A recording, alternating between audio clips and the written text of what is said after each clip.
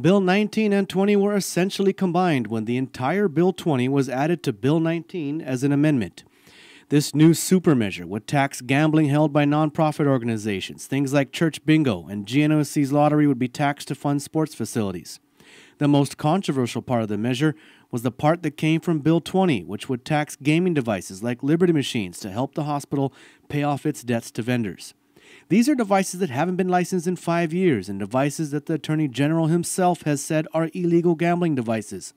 These devices were only placed back in operation after the Department of Rev and Tax, under the advisement of the governor, opted to relicense them.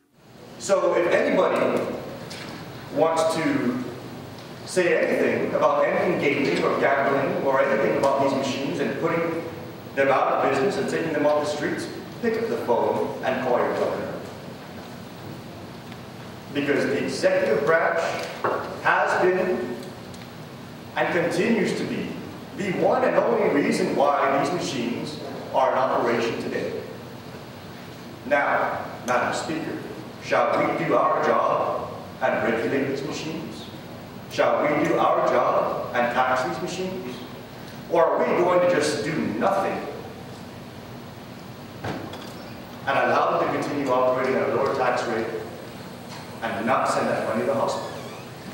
That is the question before us today.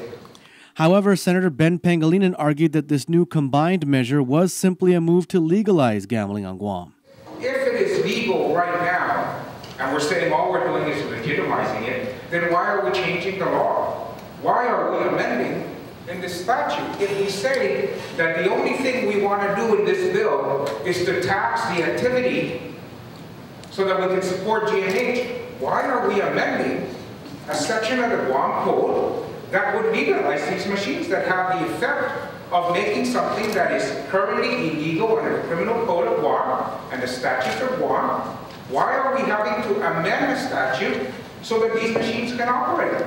Senator Mike Limtiaco argued that there already is gambling on Guam. This whole issue as to whether Bill 20 and the amendment to Bill 19 is going to legalize gambling, I want to make it very clear to our listeners and to our public that we already allow gambling. We do it. Our community accepts it. Not that it's right, but that there's inconsistency in the law. We allow for a lottery. We allow for bingo, which is winning a prize, whether you win it for money or you win a prize, which is a monetary value. Or you go up and you put $1 on the pay red at our carnival, which is supposed to be a family affair and to celebrate our liberation.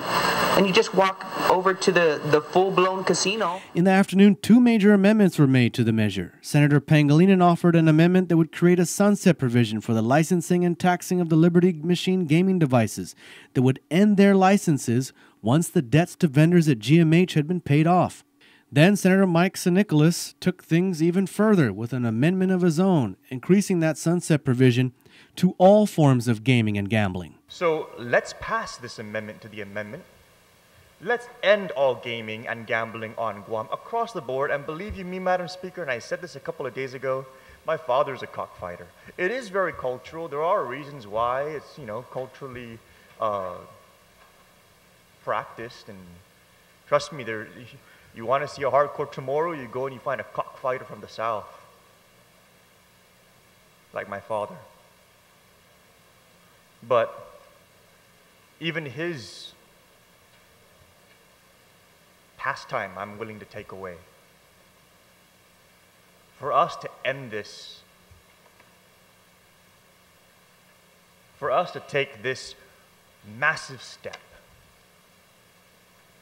and for us to say that the day gaming died on Guam was in the 32nd Guam legislature.